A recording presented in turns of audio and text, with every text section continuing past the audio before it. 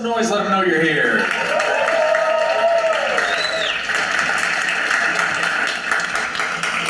Before we get the show started, a brief couple announcements.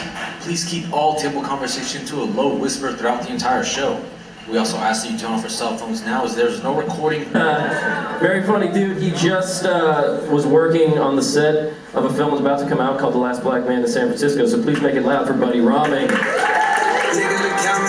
I'm counting my bullets, I'm loading my clips, I'm writing down names, I'm making a list, I'm checking it twice and I'm getting them hit. The real ones been dying, the fake ones is lit, the game is up. Yes. San Francisco, make some noise. Yeah, give it up for all the other comedians y'all see tonight. My dude Cedric. We was about to smoke a blunt outside after the show, but then he was talking about like the dog licking his face. I said, next time. That's my homie though, that's my homie. No, I heard we had some military in the building. Some veterans, yeah, that's what's up. Thank you for your service, yes. I grew up Air Force brat, you know. Well, like one of the best things about growing up in the military as a kid is like you get to travel all over the world, you know. Like I have friends that grew up in all these crazy foreign countries, places like Thailand, and Guam, South Dakota, all these places that nobody's ever been to before. Me, I grew up in the North Pole, y'all. I grew up in the North Pole. You talk about my Santa Claus outfit right now. So I don't like telling people that, you know, because they laugh at me. They think like the North Pole is some made-up place, like Hogwarts, you know, or the G-spot. But it's a real place, man. It's a real place. It's located in Alaska.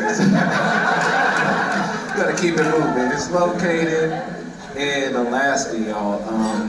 It's crazy. There's not too many black people up there in Alaska, you know. Not too many black people in the North Pole. So, not like Cobbs right now. Ain't too many black people up in this motherfucker right now. It's just, like we filled this whole place up with snow right now. That is exactly what the North Pole is like. You know, it's, like seriously, I only knew like 5 black people growing up, and that was my mom, my dad, my brother, and my sister, and then my 3rd grade teacher, Miss Glover. And I was like the first black student she ever had. She failed me 3 times, just to keep my ass around. She's like, you know what, buddy, man, you cool, bro. You about to chill here, man. You gonna grade papers, man. You are the new teacher's pet, man. It's crazy. Like 1 year for Black History Month, the students tried to report on me.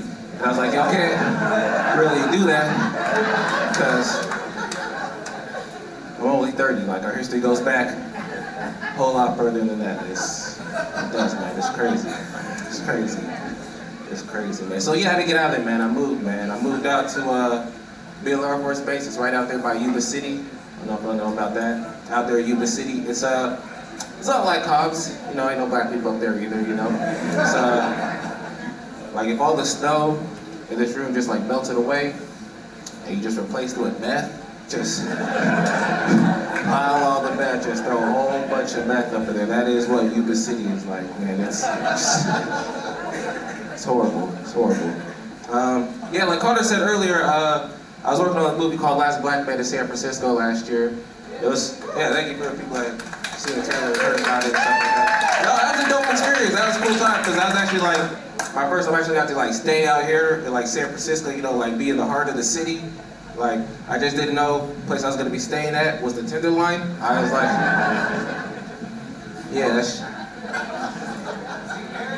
man, TL, man, that was horrible. Like, what's up with all the shit, y'all? Like, all the shit, just like, right there on the sidewalk, like everywhere you go, man, like y'all ever played that game Hopscotch growing up? Like, that was me walking down the Tenderloin and shit. I was just like,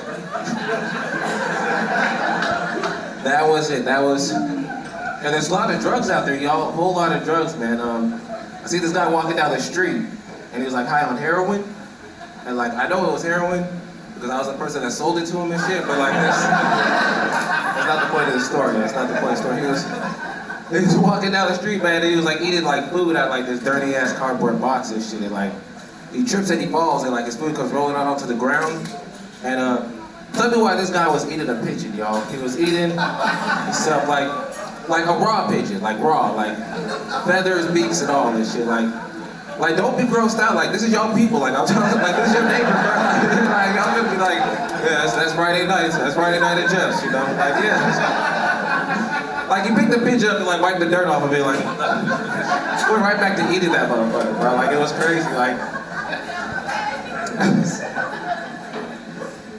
it was crazy. It was like the most like it really made me appreciate my life, you know, and make a good choice with my life, you know, because like that could be me out there on the streets, you know, being eaten alive by some heroin junkie, and I'm like,